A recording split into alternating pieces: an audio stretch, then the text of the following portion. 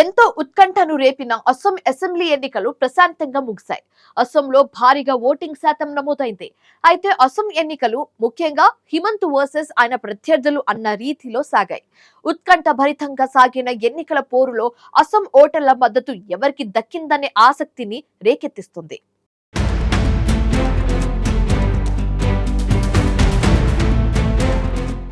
Assam assembly ఎన్నికల polling ముగిసింది. అస్సాం ఎన్నికల్లో పోటీ చేసిన అభ్యర్థుల భవితవ్యాన్ని ఓటర్లు ఈవీఎంలలో నిక్షిప్తం చేశారు. అయితే అస్సాం ఎన్నికల్లో గతంలో కంటే ఈసారి భారీగా ఓటింగ్ నమోదైంది.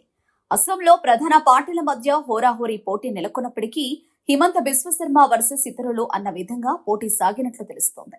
అస్సాంలో 10 ఏళ్ల బీజేపీ పాలన, ముఖ్యంగా గత 5 ఏళ్ల హిమంత పరిపాలనపై ఈ ఎన్నికలు ఒక రెఫరెండంలా మారాయి. ఓవైపు హిమంత తనదైన బ్రాండ్ ఇమేజ్ తో దూసుకుపోగా, మరోవైపు పెరుగుతున్న ధరలు, నిరుద్యోగం వంటి అంశాలు హిమంతకు సవాల్గా మారాయి. ఈ నేపథ్యంలో ఉత్కంఠ భరితంగా సాగిన ఎన్నికల సమరంలో ఓటర్లు ఎవరికి మద్దతుగా నిలిచారు అన్నది ఈవీఎంలలో నిక్షిప్తమైంది. హిమంత బిశ్వశర్మ అస్సాం రాజకీయాల్లో ఒక కొత్త శకాన్ని ప్రారంభించారు. హిమంత కేవలం ఒక ముఖ్యమంత్రిగానే కాకుండా అస్సామీ అస్తిత్వానికి రక్షకుడిగా తనను తాను మలుచుకున్నారు. అక్రమ చొరబాటుదారులపై కఠిన వైఖరి, వివాదాస్పదమైన సరే హిందుత్వ ఎజెండాను బాహాటంగా సమర్థించడం హిమంతకు మెజారిటీ ఓటర్లలో తిరుగులేని ఇమేజ్ ను తెచ్చిపెట్టాయి. హిమంత తీసుకువచ్చిన ఒరునొడోయ్ వంటి నగదు బదిలీ పథకాలు మహిళా ఓటర్లలో ఆయనపై ఒక బలమైన సానుకూలతను సృష్టించాయి. దాదాపు 40 లక్షల మంది మహిళల ఖాతాల్లోకి నేరుగా డబ్బులు చేరడం బీజేపీకి పెద్ద ప్లస్ పాయింట్. ఒకప్పుడు కాంగ్రెస్ కు కంచుకోటల్లాంటి అప్పర్ అస్సాం, టీ గార్డెన్ ప్రాంతాలను బీజేపీ తన వశం చేసుకోవడంలో హిమంత వ్యూహం ప్రధాన పాత్ర పోషించింది.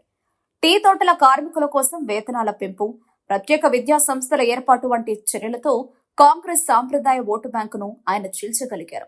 నియోజకవర్గాల పునర్విభజన తర్వాత ముస్లిం ఓటర్ల ప్రభావం ఉన్న స్థానాలు తగ్గడం, స్వదేశీ ప్రజల ఓట్లు సంఘటితం కావడంతో బీజేపీ గెలుపు అవకాశాలు మెరుగయ్యాయి.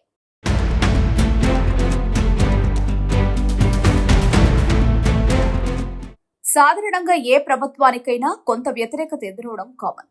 అస్సాంలో కూడా హిమంత బ్రాండ్కు యాంటీ ఇన్కంబెన్సీ రూపంలో గట్టి సవాల్ ఎదురవుతోంది. అస్సాంలో నిత్యావసర వస్తువుల ధరలు ఆకాశాన్ని తాకడం, యువతలో పెరుగుతున్న నిరుద్యోగ ప్రభుత్వంపై అసంతృప్తిని పెంచుతున్నాయి. ముఖ్యంగా నిరుద్యోగిత రేటు జాతీయ సగటు కంటే ఎక్కువగా ఉండడంపై ప్రతిపక్ష కాంగ్రెస్ గౌరవ్ గొగోయ్ నాయకత్వంలో గట్టిగా పోరాడింది. కేవలం భావోద్వేగ అంశాలతోనే పొట్ట నిండదు అనే నినాదం సామాన్య ఓటర్లలో కనిపించిందని అంచనా వేస్తున్నారు. గత అసెంబ్లీ ఎన్నికలతో పోలిస్తే ఈసారి కాంగ్రెస్ కొంత ఉత్సాహంగా పనిచేసింది. గౌరవ్ గొగోయ్ లోక్సభ ఎన్నికల్లో సాధించిన విజయం, ఆయన అస్సామీ యువతలో పెంచుకున్న క్రేజ్ హిమంతకు పోటీనిచ్చాయి. ముఖ్యంగా మైనారిటీ ఓట్లు, నిరాశ్రయులైన గిరిజనుల ఓట్లు కాంగ్రెస్ వైపు ఏకపక్షంగా వెళ్లాయని విశ్లేషణలు వస్తున్నాయి. అస్సాంలో జరిగిన పోలింగ్ సరళిని అంచనా వేసిన వారు, ఒకవేళ బీజేపీకి సీట్లు తగ్గినా హిమంత వ్యక్తిగత ఇమేజ్ వల్ల ఆ పార్టీ మళ్లీ అధికారాన్ని నిలబెట్టుకునే అవకాశాలే ఎక్కువగా ఉన్నాయని అంచనా వేస్తున్నారు. 2026 అస్సాం అసెంబ్లీ ఎన్నికల పోరులో ప్రస్తుత ముఖ్యమంత్రి హిమంత బిశ్వశర్మ నేతృత్వంలోని బీజేపీ కూటమికి స్పష్టమైన ఆధిక్యం ఉన్నట్లు విశ్లేషణలు అంచనా వేస్తున్నారు.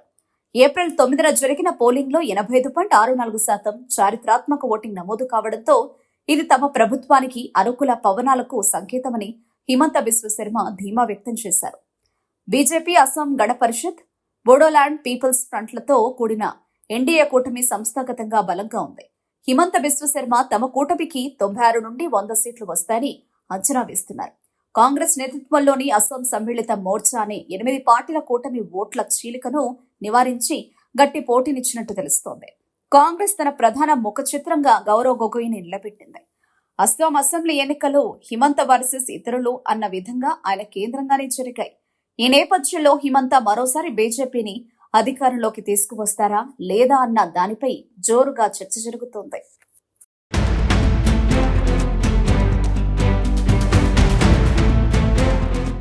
అసోంలో అసెంబ్లీ ఎన్నికల అజెండాగా హిమంత్నే అన్నట్లుగా పోలింగ్ జరిగింది. హిమంత్ను లక్ష్యంగా చేసుకుని ప్రతిపక్షాలు చేసిన పోరాటంలో విజయం ఎవరిని వరిస్తుందనే దానిపై సర్వత్రా ఉత్కంఠ నెలకొంది. అసోం ఓటర్ల తీరు ఏంటనేది తెలియాలంటే ఫలితాల వరకు వేచి చూడాల్సిందే.